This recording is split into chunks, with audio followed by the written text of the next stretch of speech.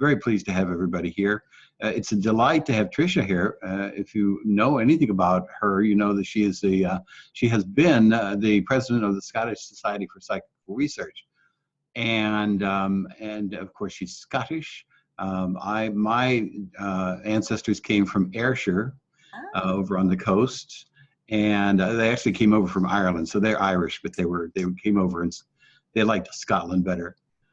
And if you know anything about her, you should know about her books, the things you can do when you're dead, and about afterlife communication and about the afterlife, and based on her studies, based on her scholarly research. And then she wrote a second book of more things that you can do when you're dead. So how much more could there be? Well, she's going to talk to us about the things in general, but I'd love to have her summarize what's in her books, because they're fascinating books, and everybody should, if you can get a copy of them, read the books. So without further ado, then I'll turn it over to Tricia. Thank you. That's nice to see you, Craig, after all this time. Yeah. I will speak slowly in case you have trouble with the Scottish accent, everyone. I also wakened up with a cold this morning, which is not terribly helpful, but here we go. If you have a problem, just let me know.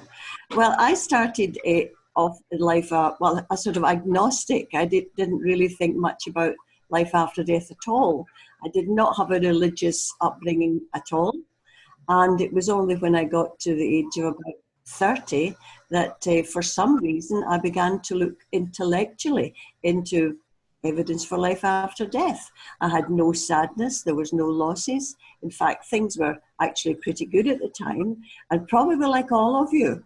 Once you start to look at these things, your life goes downhill, am I right? Yeah. You nods there? Yeah. Because things change. Once you actually realize that initially, yeah, there's something in this, you go a little bit further, and then you go a little bit further again, and from then, when you realize it's the truth, then there's nothing you can do.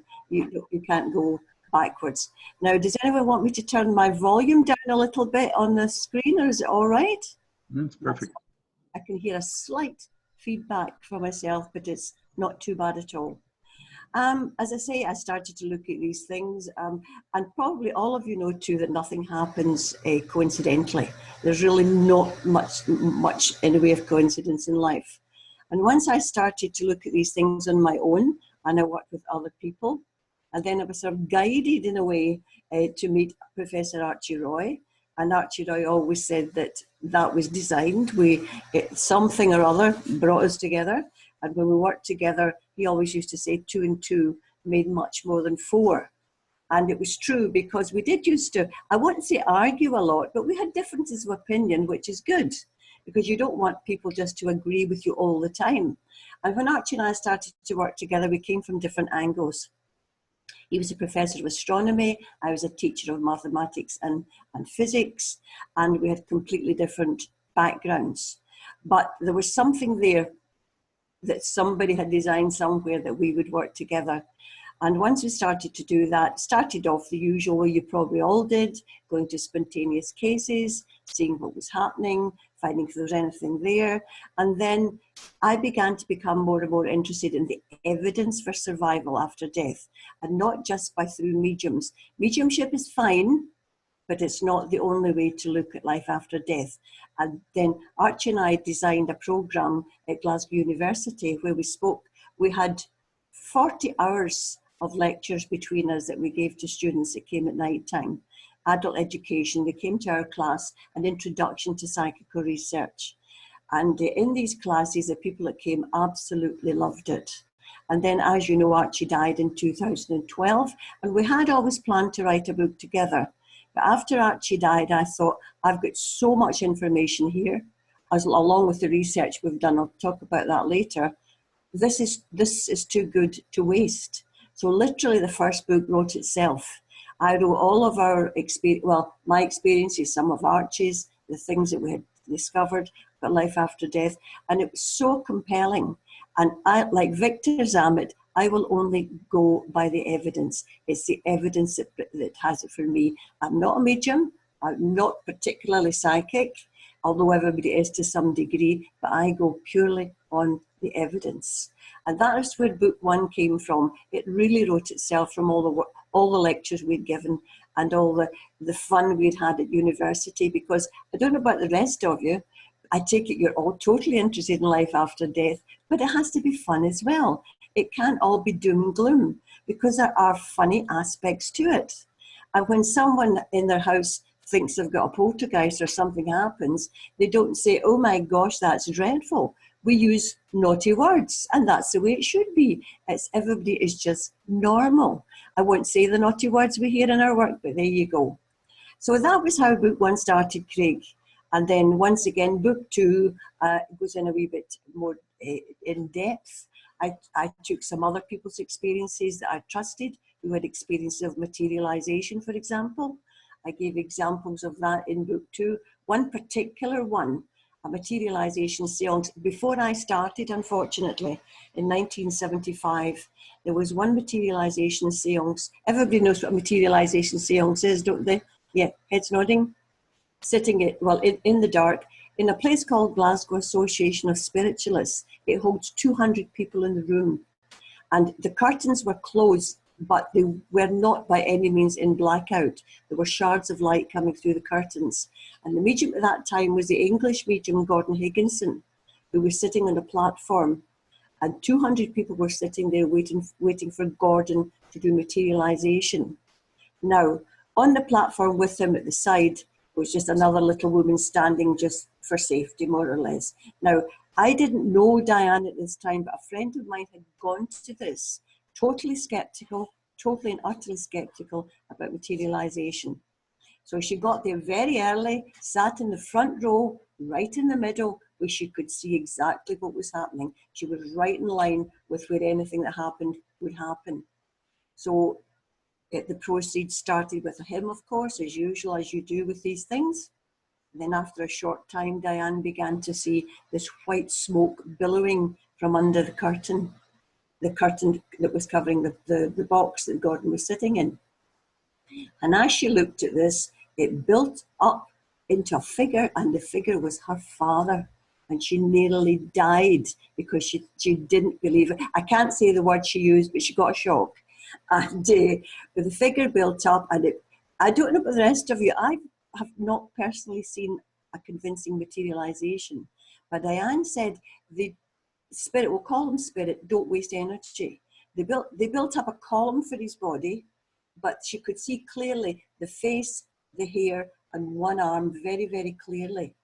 And as the figure came out and built up in front of her on the stage, he pointed at her and said, hello, Diane. And he used the nickname for her mother, Where's Flo tonight? And I say she nearly died. And there was a corresponding conversation going along with this. Then that figure that built up sort of melted, if you want, back onto the platform as like a puddle. And the puddle moved along to someone else. And then the puddle grew up into another figure, a woman this time, and actually spoke, I found out later, to another woman that I know, and gave her totally and utterly relevant information. Now, 200 people witnessed that. They all saw the figures from their standpoint. Everybody agreed on exactly what happened, what was said, and since then I've found another 5 people who were actually at that seance. At one point during the seance, she shouldn't have done it, Gordon Higginson was still sitting with the cover in front of him in the cabinet, but the woman beside him lifted the curtain away like that, and you could see Gordon sitting with the ectoplasm coming out his stomach, as along with the figure that was built up on the platform. Now that's pretty good, I think. That would be really quite convincing to me, and I'm so sorry that I didn't see that and I missed it. So we start off in the second book a little bit deeper, getting different people's idea of what's happened to materialization, etc. And then we go on. But all the way through both books, I do refer to psychical research, the rational study of these things. That's not to say I don't believe it, because now I don't have to believe it. I know it's true. And I'm sure most of you are thinking the same thing as that. So that was where it started. And I am working in book 3, which will be even more bizarre than books 1 and 2. It'll still be entertaining. It will still have the odd sweary word in it, because that's what life's all about. It's not all about being correct, proper, and all the rest of it. So that's where it started, Craig. Any more questions on that, Craig? Can't hear Craig. Yeah, Hello? I had to unmute myself. That's fascinating. We'd like to hear more about what's in the books, especially starting with the first book, but then knowing something about your third book. If it's even more bizarre, I think that's a good title for the book. To even more bizarre things that it can happen when you're dead. Are there any Star Trek fans in this Zoom meeting? Hands up. I was going to call, I'm not going to do it now. I was going to call the book, It's Life and Death, Jim, but Not As You Know It. And people like that, but one or two people felt maybe people wouldn't get the inferences, but it really is from a lot of you, all of you are experienced in this, so you will know, have a lot of information, but it's really going to be from the unbelievable to the bizarre, but everything will have evidence, it will have credibility to a certain extent. But as I say in the book, you'll think I've gone completely mad, but all of it is actually true. But it's all pertaining to evidence for life after death in bizarre and really bizarre fashions. I'm not telling you anymore, Craig. You'll have to buy the book. Yeah, looking forward to it. Yeah. I've only written 30,000 words so far, and it's not easy because it's so bizarre. I have to make sure my facts are absolutely correct. Do you know what I mean? And I may tempt you with a little taste that I didn't intend to do. Mm-hmm. I've got a lot of a research folder that no one else knows about that I have to go into. When AREI was still alive, he was contacted by a psychotherapist in Ayrshire, funnily enough, Craig. And this psychotherapist said, I've been doing this for years, but I've got a woman who's just not reacting the way she should under psychotherapy. And she said, can you come down and see this? So Archie went down, and this woman I think she was about 36 at the time. She had gone to a psychotherapist for stress, something like that. Nothing particularly out of the ordinary. And once she was regressed, hypnotized, if you want, in psychotherapy, she manifested the personality of a German soldier from the Third Reich, whose name I won't even give you, but I will in the book. Now, Archie speaks a little German, and he went down time after time after time. And the more he was there when the woman was putting into hypnotherapy, which I have a double-edged sword about hypnotherapy. Sometimes I think hypnotherapy is not always the best thing. I think you can release things that shouldn't be released, which is maybe what happened in this case. I don't know. But under hypnosis, this woman could speak German. She could have a conversation in German with Archie, and she gave complete and utter details about the death of this German SS officer that were absolutely correct. And it's quite a scary thing. And I have got all the transcripts from the hypnotherapy sessions, which I'm going to have to go through. This is not going to be easy, let me tell you. But I won't tell you anymore. I've just given you a little teaser on that. So if I can make sense of it, get it into some sort of order, then you can read about it, what happened, how this personality manifested, and what happened to the girl, who's now a woman in the end. That will be something no one else has ever read before. So if I can make sense of it and do a good job, you'll find out about that. A lot of you, AVP is not my particular bag. Do any of you do or know about electronic voice production, ITC? It's not, I know about it, but it's not my thing. I'm doing a lot of research on that as well, and contacting the latest people that are doing, the research at the moment to see what the findings are. Can you tell us about your research on mediums, the work that you did, particularly with Gordon Smith? The actual research, the proper scientific research with correct protocols that I did with AREI. We have 3 published papers in peer-reviewed journal the Journal of the Society for Psychical Research in London, who are very, very strict about what they allow in their journals. Now, we set out to test the hypothesis that all mediums' statements are so general they could apply to anyone, because that's what the skeptics say, isn't it?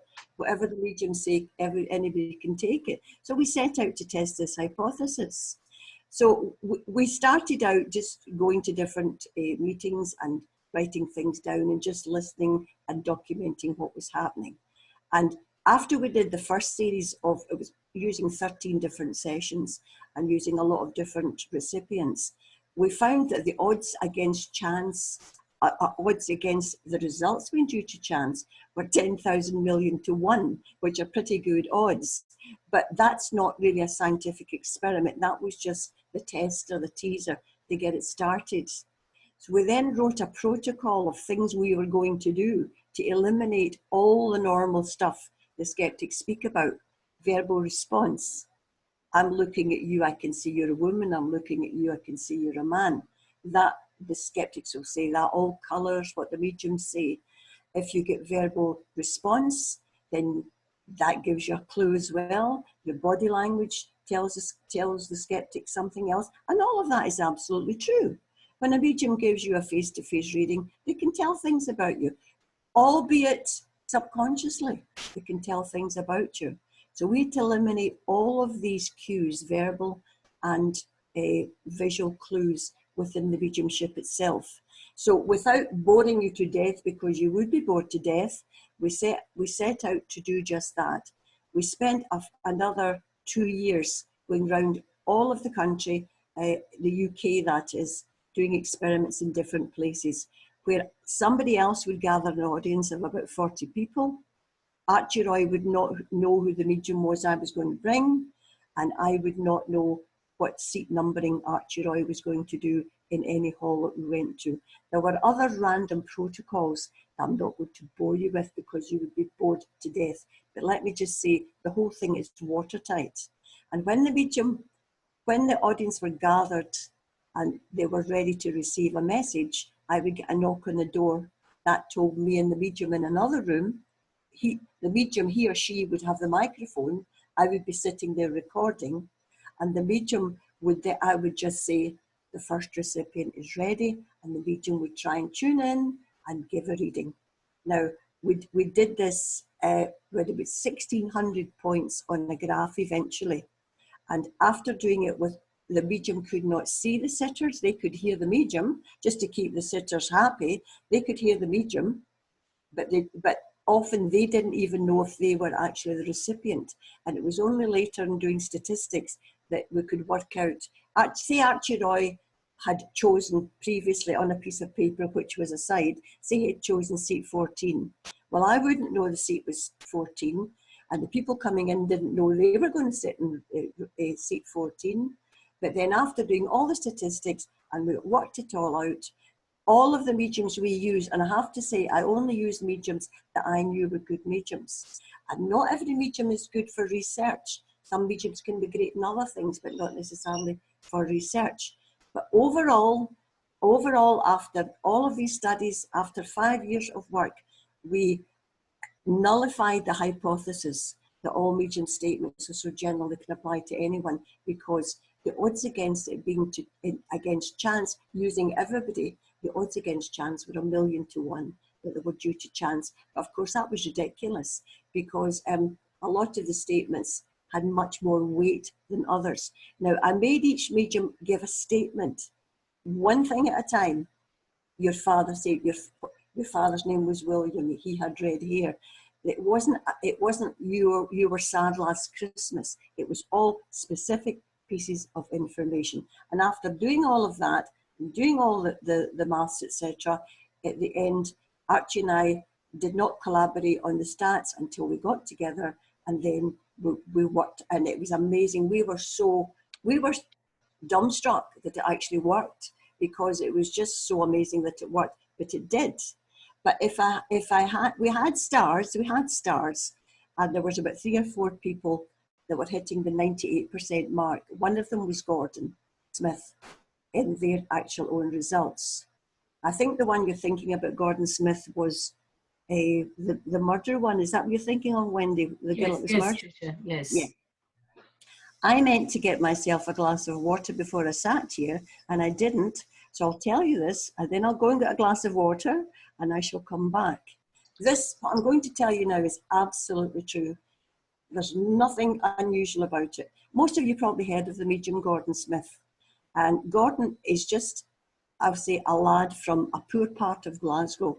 He's got no particular higher education. He's a lovely chap, absolutely genuine, and he's still the same. There's no airs and graces. There's no, I'm doing this for money. He's exactly the same now as he was when I first knew Gordon. About 1994, I think, was when I first met Gordon.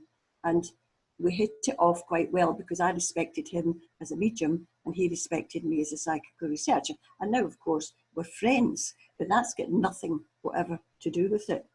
I'm trying to think of the year now. It would be about 1996. Now, like all of you, probably people get to know you and you don't know them. This woman got in touch with me somehow and she said she wanted to speak with me about the murder of her daughter. So I met her. I actually met her in the tea room of Glasgow Association of Spiritualists. And she told me her daughter had been murdered. She was dead now 6 months and the police had made nothing of it whatsoever. And I knew she wanted me to get a reading with a medium for her, but I also knew that it was very raw and I didn't feel that was right. So what I got her to do was, I said, well, if you can get some things that belong to your daughter, put them in an envelope, seal the envelope, and don't let anybody else touch it, and I'll meet you again. I'll meet you. If you give me the envelope, I'll take it to some mediums and I'll get them to psychometrize it. Now, I know everybody will know what psychometry is. You put your hands on it and you try to get information from the envelope. So she did that. And I met her once again and she gave me this envelope. And all I can see is the envelope felt bumpy. There was no clue. It wasn't a ring, a watch. It was just a brown A5 envelope and it was bumpy. That's all I can tell you. So I didn't know anything about the girl's murder. I didn't want to know. The least information I have, the better. And I took it to 1 or 2 mediums who didn't really make much of it at all. Now, at that time, I knew Gordon's house quite well, and I was able just to walk in. So one day I walked in with this envelope, didn't tell him why. He was sitting with a cigarette in one hand and a computer in the other. And I walked in and I threw the envelope down and I said, Gordon, can you tell me what you can get from that? And he looked at me, he said, do I have to? And I went, yeah, you have to. And he went, okay. And he put his hand in the envelope. And as soon as he put his hand in the envelope, he stopped smoking and he went, Tricia said, I've got a girl here that was murdered.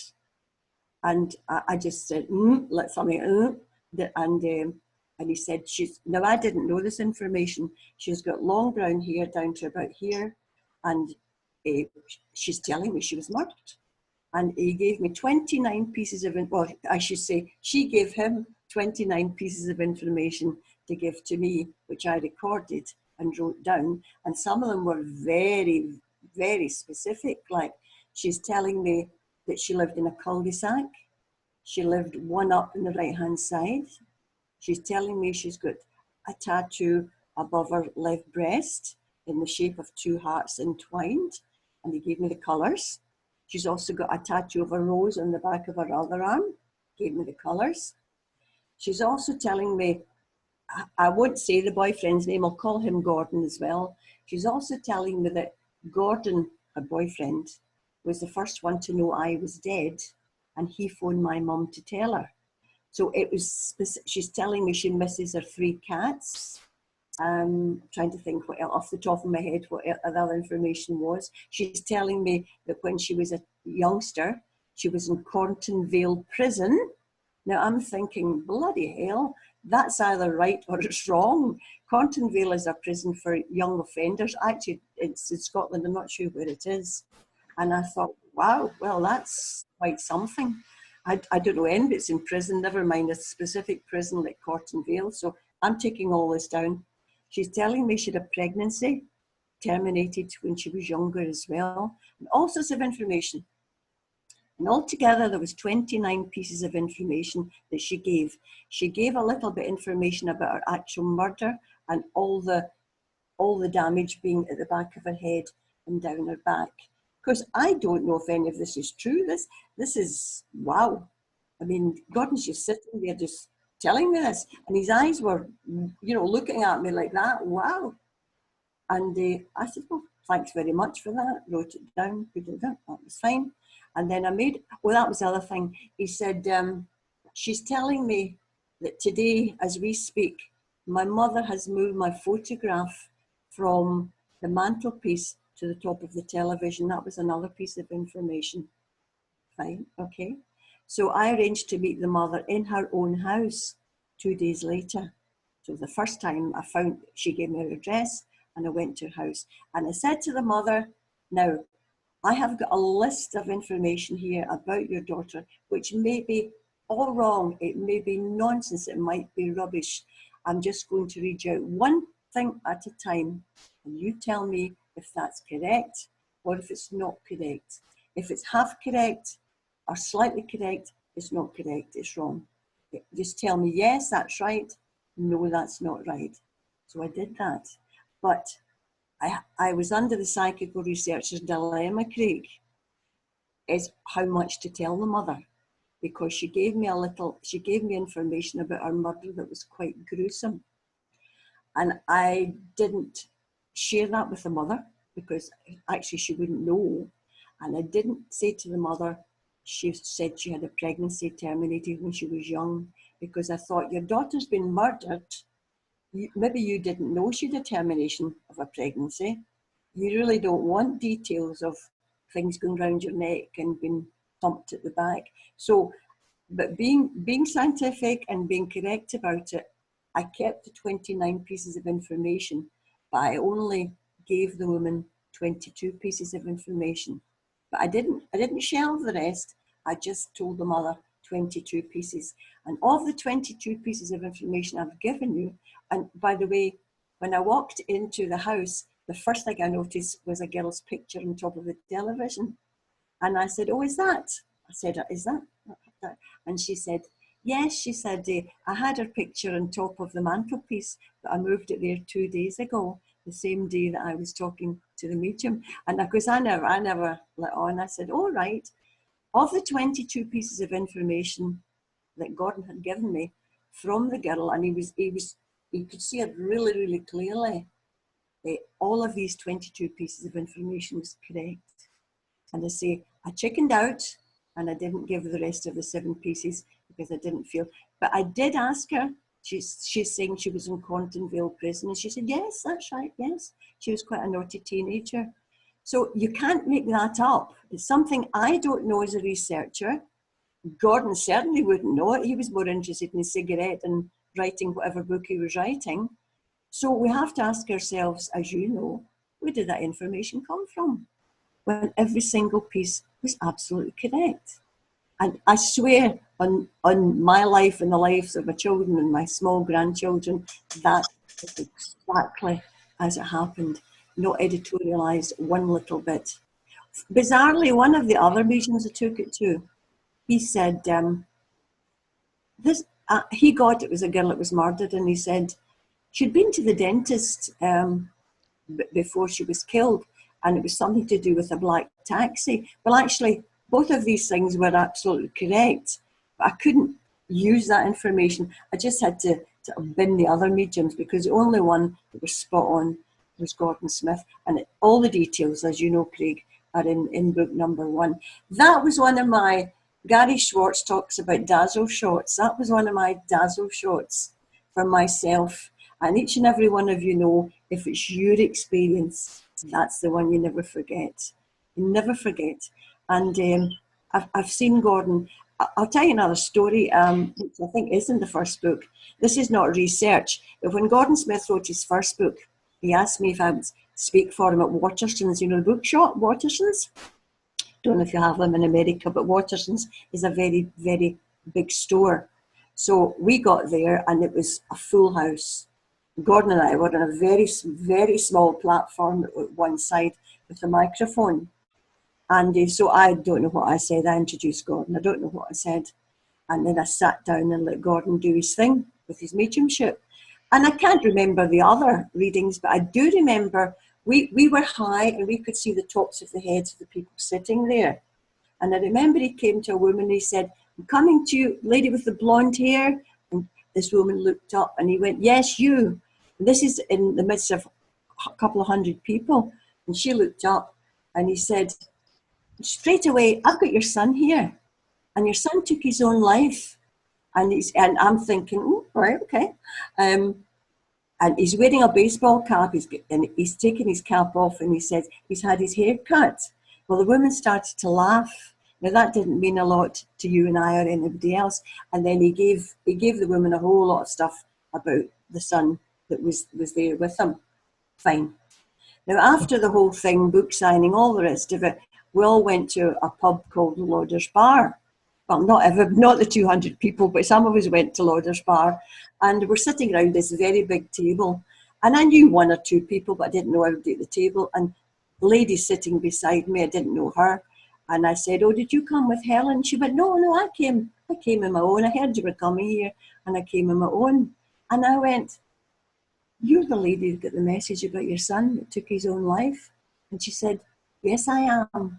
She said, and it'll be the best bloody night's sleep I've had in 2 years. She said, I'm a Roman Catholic. And when my son took his own life, she said, I went to the priest for help. And he told me my son would be burning in hellfire and damnation for eternity. Then I went to Cruise, which is a counselling thing. I don't know if you have it abroad. It's to one of these official bereavement sites. You go for counselling. And she said, they weren't no use either. And she said, and I do admit I've been drinking too much. But the laughter and the humour that Gordon brought to that woman immediately that night, and what she was like sitting there, that's what good mediums do. This is not research as such, but it's something you can all observe.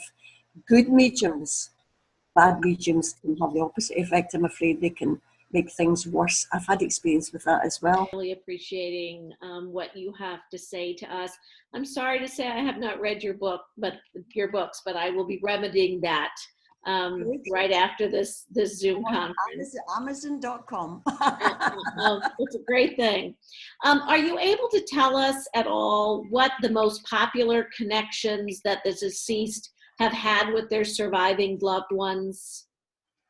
I'm not sure. You mean by which means they contact the people? Right. And can you let us know which of those perhaps are the most popular ways that those connections are made? Well, the most common way when somebody dies is, of course, objects getting moved in the house or the electrical disturbances in your house.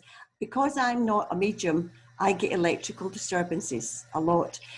I do speak about this quite a bit in the book, Jane. But the most common things are the feeling of presence, of course, first of all, and the objects being moved, which actually can be quite funny, as you'll find out in book 1. And then the smell of tobacco smoke, for example, the perfume, the smell of the person. These are because when people die, they don't want you to be miserable. And the first thing they want to let you know is, I'm okay. Some people can appear as an apparition, but that's very, very rare for the first thing. For me, I sometimes get the touches for myself, and it's all electrical stuff that can't possibly happen. And then you go, right. And I always tell people, see, Archie and I used to go on cases. And funny case in that, it was a young couple in a modern house that it wasn't long built, and they were getting all this activity, things being moved, blah, blah, blah, in the house. Now, as soon as Archie and I walked in, Archie wasn't psychic at all, but what Archie was great for having Archie was, he was a professor from the university that was coming and taking it seriously. They have to trust you when you go to a place to find out exactly what's happening. So anyway, I'm going to cut it very short. It's all in the book, but just to give you a flavour, there was this no, that's not right.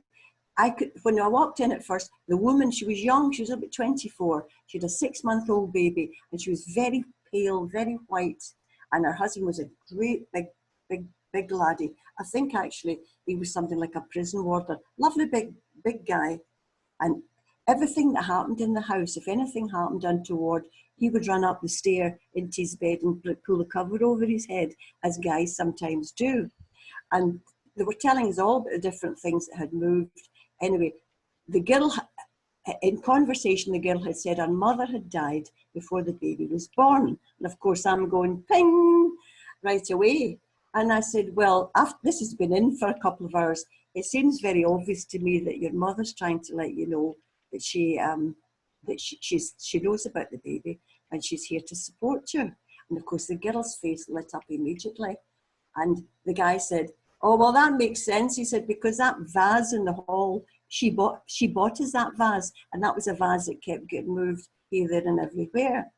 And there was lots of other things, but it was quite spectacular, some of the things. But the punchline, which was not terribly nice, the big guy says to me, can you not make the old bitch go away? Which didn't go down too well.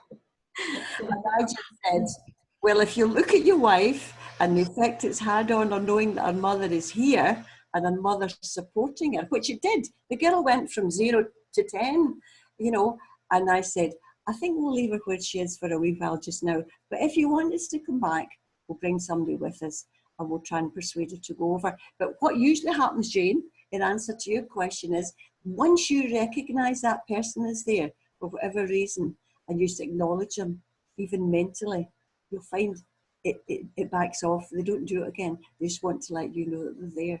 And for us, Archie used to say that him and I were like rent-a-kill. When they couldn't get any answer, they would send for us to try and cure the problem at the last minute. Anyway, in this corner, when a baby is born, people buy hundreds of presents. And in this corner, there was all toys, wind-up toys, trains, all sorts, and a huge helium balloon, you know, new baby at the top, big thing. One night, the husband and wife were sitting at the fireplace quietly, and they heard,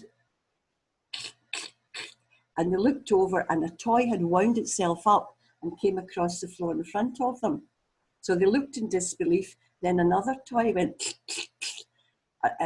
and the husband, he just fled up the stair to his bed and put the covers over his head again. But the real one that really freaked him out, they pretended that didn't happen, as people do. And then one night they were sitting and their eyes were drawn to this balloon. And in the corner, the balloon was on the string, and the balloon was going round and round and round, and it got faster and faster. And every time it described a circle, there was a blue pulsing light came at the top of it. So it's going light, light, light, and it's getting faster and faster. And once again, the husband ran up the stair. But that was it. Because see, people think that when these things happen, and it's sad, they think that when these things happen, it's the devil or some demonic thing is coming in to their house, and they're scared. And that's, I don't know what it's like in America, Australia, was it Norway that other lady came from? But we are actually, the media here, all media do not portray psychical research and these things in a fair way. It's always the skeptics that get their way, and it's always ridiculous things they end up saying. And I don't know if it's the same in America. I think America might slightly be better, because I watch quite a few of these other programs. Then, of course, we go from what's genuine and real in psychical research to some of the ridiculous programs, which we won't even mention. But there are some good ones and there's some bad ones, as there are good mediums, not so good mediums, and some really, really bad mediums. And that is a problem. That is the actual problem with psychical research. It's the standards of everybody who's investigating and the standards of the people that we are investigating. I mean, I did a healing study, which you can read on my website. I think Wendy's got the website thing up on the Zoom meeting. I did a 5-year study on spiritual healers, actually, stroke psychic surgeons, Gary Mannion and Nina Noland. Now, I did a very controlled study for 5 years, and I did a lot of it. Some of it I actually did here in this house, and my husband would video every healing, and I would get testimony from the person who was being healed, testimony from the healers, and I would also get medical records where I could. And there was no doubt about it after 5 years that these two people definitely had a gift of actually bringing about healing you couldn't explain in any other way other than paranormal. It wasn't your placebo effect, it was genuine things that were happening. Even people that didn't believe. There was a boy here, he was about 9 or 10, and a friend of mine brought her son. She wasn't very happy about it, but she brought him anyway. And the kid had no preconceptions about what was going to go on. So she went in with Gary, and it was Crohn's disease, you all know it's down here. And when I interviewed the child afterwards, I said, what was it like, Scott? He said, it was like a wee mouse running about my inside, pushing things apart, and it explained all of that.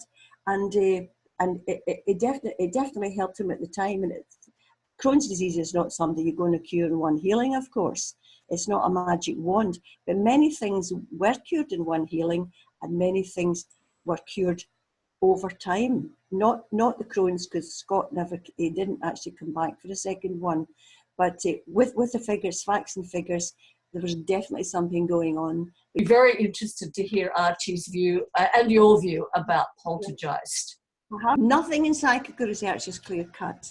There are two different, completely different things that cause poltergeist activity. In fact, probably 3 now I think of it. You can, where there is a family, what's the word, a dysfunctional family, a really dysfunctional family. Where I can give you an example in a minute, where you have a dysfunctional family, where someone, now you all know you've got your conscious mind and you've got your subconscious mind, or David Fontana used to call it your unconscious mind, but I prefer subconscious. And your subconscious mind within your body is actually the keeper of you. It's clever. Your subconscious is cleverer than your conscious. Every one of you. Your subconscious looks after you. That's the one that wants to keep you warm. It wants to feed you. And it's the one actually you should listen to, because it's got more sense than we have. And if someone is under tremendous stress, then that it can, not with everybody, Wendy, that's the difficulty. It can manifest itself as a cry for help by, in some way we don't understand, causing things to move. I'll give you an example in a minute. And causing all these things to happen. How it works, the mechanics, God knows, because I don't. Other poltergeist activity, well, you see, people would have called that case I told you about the things moving, the balloon going round, the vase being moved. That would come under the heading of poltergeist activity. But there's no badness in it. It's only someone trying to make you know you're there. So someone from spirit can move things, which would be called poltergeist activity. But a lot of the cases, Wendy, do come from someone who's holding, and it's always a negative emotion that they can't express. I'll give you one quick one. A few years ago, this nice couple met Archie Roy and I in Glasgow University's College Club. Now, the woman at the time, she was a 50-year-old woman, but looked a lot older with short, grey hair. Lovely little woman, and her husband.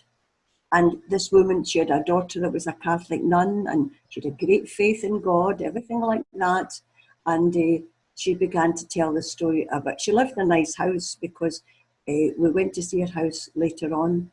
It was a nice red sandstone house, and she described how in the hallway of her house, at the telephone table, when she looked round, she would see these black furry animals running about. Nobody else saw the black furry animals, just her.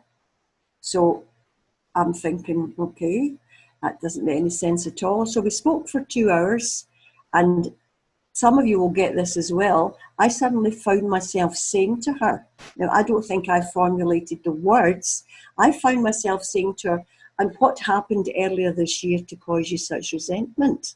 And she went, nothing. And then she said, my father left my mother and I when I was born. My father ran away when I was just a baby to Canada, and through the years he married somebody else. And she said, just in March this year, whatever year that was, she said, I got a phone call from Canada to say, are you blah blah blah? Yes. Well, I'm here to tell you that I'm your father's daughter, and he died a millionaire, and you're getting nothing. And she said, and her eyes filled up, and she said, oh, and she started to cry and cry. She said, I didn't realize that I was so resentful, but I am. And then she said, in her faith, she said, I feel as if I've let my God down now. And I said, no, you haven't, because you didn't know you were doing it. But if you continue to hold resentment, then maybe it could be looked at that you've let your God down. And from the minute she realised she was holding resentment, there was never another appearance of any of the black animals. But there are many stories in accounts in the books, much longer stories, accounts that tell you about that. In fact, some humorous ones as well. So we don't know why, Wendy. It can come from some negative emotion. It could be jealousy, it could be resentment, it could be hatred, it could be anything negative at all. Your subconscious can, the energy of that can, you don't need to be a teenager. That's not necessarily correct, although the rawness of puberty does seem to act as a carrier wave for these things as well. Other poltergeists, well, you all know the poltergeist cases there. There's many, many reasons for poltergeist activity, but it can come from the person. There's definitely that. Susan Barnes has a question for you. Thank you. Susan? Yes, Tricia, I'm also a university professor who's just started to do more psychical research, and I was just wondering, now in your books, do you explain your research method? I know it would be in your articles. It's in the articles. No, it would bore people to death. No, it's far too long. Each paper, you can get the books from the Society for they're called journals from the Society of Psychical Research. Yes. The references are in the bibliography of both my books. Which journal to ask them for. Thank you. Tricia, what's the state of psychical research at the moment? Do we have any active psychical researchers in the UK? Pretty dire, I think, really. But the one, well, he's not just the one. You see, the parapsychologist. Are you a parapsychologist, Susan, or are you what's your subject? Actually, my subject matter was communication. Perfect. I've shifted it to spirit communication now. Great, that's fantastic. I didn't want to offend Susan there. A lot of these people, they start with psychology. They have a psychology degree, and then they go into what they call parapsychology.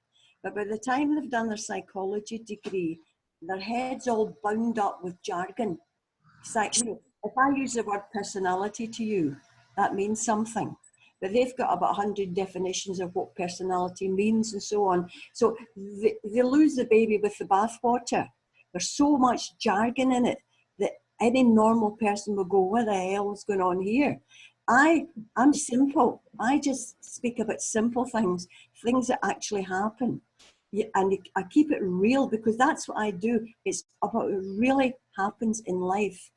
You can go into all the theories you like later on, but I just reporting what actually happens and, well, the comfort that it gives a lot of people. And it's not pie in the sky. But there is a nice young lad, you probably know him, and I said to Cal, you're my real hope for the future. Cal Cooper, he's got his doctorate now in parapsychology at Northampton University. But Cal's a lovely mixture of the two. He's written a book, Telephone Calls from the Dead. It's mostly other people's work at the moment that Cal's doing, but I'm hopeful for him because he really is interested. He's a really, really good lad. And now the Professor Chris Rowe, he's got lots of pupils at Northampton University, but they are, I call them parapsychologists rather than psychical researchers. But in their defence, they're now working with the Spiritualist Association in London at Stansted Hall, and they've set up a seance room there. So it would be wonderful if they could all get together and get something credible that could be published in the Journal of the Society for Psychical Research regarding the work they've done with spiritualists. But shall I put it this way, I doubt it. As far as the work Archie and I did, we spent 5 years of our lives at our own expense, going round. We did get a travel grant from the Society for Psychical Research, but neither of us were greedy. We're not doing it for money. And it's this kind of Scottish thing. People are not Scottish. You have this Calvinistic attitude that if you take money, it's not quite right. It's a bizarre thing. I wish I would learn to take money. Archie always said I didn't have the Midas touch. I had the Saddam touch the other way around. I've always given money more or less to go and do the things that I love to do. And that's fine. That's fine. And Archie was the same. We just did it because we wanted to find out the truth. What's going on, and neither of us are stupid. And very quickly before I go, Archie Roy said that when Archie was a generation older than me, of course. When Archie was a student at Glasgow University, he was in the library one day, a fantastic library, and he saw all these books about psychical research, and he noticed they were from famous scientists from the past. And he thought to himself at 19, what's all this rubbish doing in Glasgow University Library? But as he said, by the time he got to 27, he had matured a bit and realised, I better start reading them. And then they all made perfect sense. Because, and even more than that, the only thing I would say, Wendy, is more and more actual scientists, good scientists like Bernard Carr, of hundreds of them really nowadays, they're taking this seriously. And of course, quantum physics leaves the spirit world wide open to interpretation. It's not as daft as it sounded at one time. Now, people always say to me, what about the skeptics? And I say, what about them? I don't care. I know what's true and what's not true. And people say, why will skeptics, real skeptics will look at it, they'll read the information and change their mind. But the ones I'm talking about just say, it can't happen, it's all false. Where was the mistake? Where was the mistake in the work that you did? Don't care about that. And why are they so afraid that there's life after death? That's my question. And I think it's fear. They just do not want to be, I don't know why they're afraid to think that life continues after death. I haven't fathomed it out. But I know from the evidence, certainly some people definitely survive. Their consciousness survives their physical body. Yes, hi Tricia, how are you? Yeah. You mentioned quantum mechanics or quantum physics, and I know your background is in physics. I'm starting to read about that and study it, but it is so far above my pay grade. I'm really having a great deal of difficulty with it. Do you do much study in that area or that arena, or do you plan to? Quantum physics is not my bag, but my very good friend, Professor Bernard Carr, is a quantum physicist. Mm-hmm. And Bernard gives super talks about quantum physics. Once again, as you say, it's superstring theory, etc., etc., etc. And when Bernard talks about it, I understand it.